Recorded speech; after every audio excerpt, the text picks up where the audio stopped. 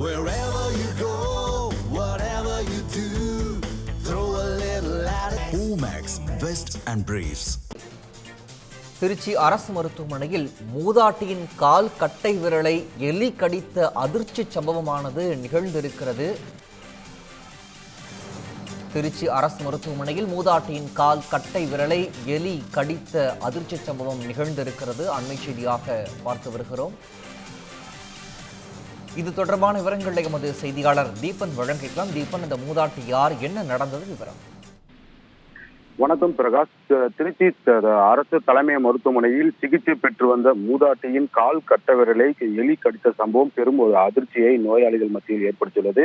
அதாவது திருச்சி மாவட்டம் பொன்மலை அருகே உள்ள ஆலந்தூர் கிராமத்தை சேர்ந்தவர் தமிழ்கோடி, வயது 60. இவர் எலும்பு மூட்டு சிகிச்சைக்காக கடந்த ஒரு வாரத்துக்கு முன்பாக திருச்சி அரசு தலைமை மருத்துவமனை அனுமதிக்கப்பட்டு தொடர்ந்து சிகிச்சை பெற்று வருகிறார்.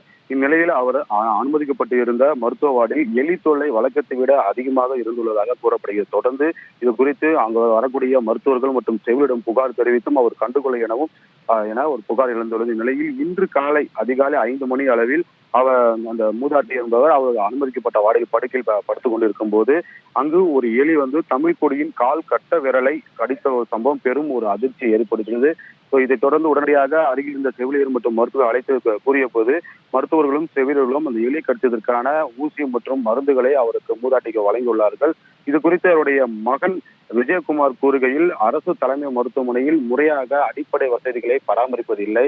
குறிப்பாக கழிவறையா இருக்கட்டும், குடிநீர் வசதியா இருக்கட்டும், நோயாளிகள் தங்கக்கூடிய அந்த படுக்கை வசதி இருக்கக்கூடிய அந்த வார்டு என அனைத்து பகுதியிலுமே சுகாதார சீர்கேடாக உள்ளது. முறையாக செவிலியர்களும் மருத்துவர்களும் சிகிச்சை அளிக்க குறிப்பிட்ட நேரத்தில் வருவதில்லை என்ற பல்வேறு புகார்கள் இருக்கின்றன. இந்த நிலையில் தனது தாயின் கால் கட்ட விரலை எலி கடித்த சம்பவம் பெரும் அதிர்ச்சி ஏற்படுத்தியது. ஏற்கனவே என்னுடைய தாய்க்கு சக்கரை நோய் உள்ளது. இந்த நிலையில் எலி கடித்து அந்த காலில் கட்டவிரல் பாதி கட்டவிரலை எலி தின்றதாக அவர் தரப்பில் கூறப்படுகிறது.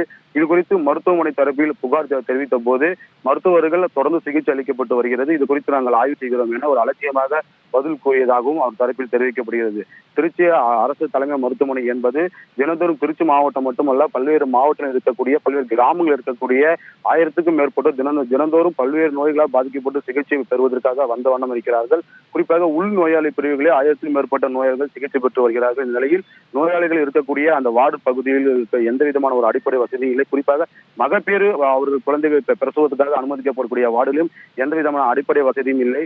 ஏற்கனவே தொடர்ந்து திருச்சி அரசு மருத்துவமனையில் சுகாதார சீர்கேடு நிலை வருவதாக பொதுமக்களும் நோயாளி உறவினர்கள் தொடர்ந்து புகார்கள் தெரிவித்தும் மருத்துவமனை நிர்வாகம் மிகுந்த ஒரு அலட்சிய போக்கிலே செயல்பட்டு வருகிறார்கள்.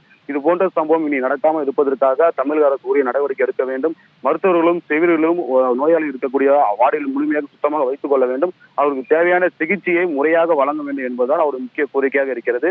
இந்த நிலையில் தான் இந்த எலி கடித்த சம்பவம் பெரும் ஒரு பரபரப்பை ஏற்படுத்தும். அதே போல தெருநாய்கள் தொல்லையும் அரசு மருத்துவமனையில் தொடர்ந்து அதிகரித்து வருவதாகவும் நோயாளர் தரப்பில் தெரிவிக்கப்படுகிறது.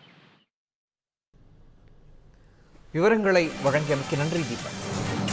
இந்த மாதிரி யூஸ்ஃபுல்லான இன்ஃபர்மேஷன்ஸை தெரிஞ்சுக்க தமிழ் ஜனம் சேனலை சப்ஸ்கிரைப் பண்ணுங்க.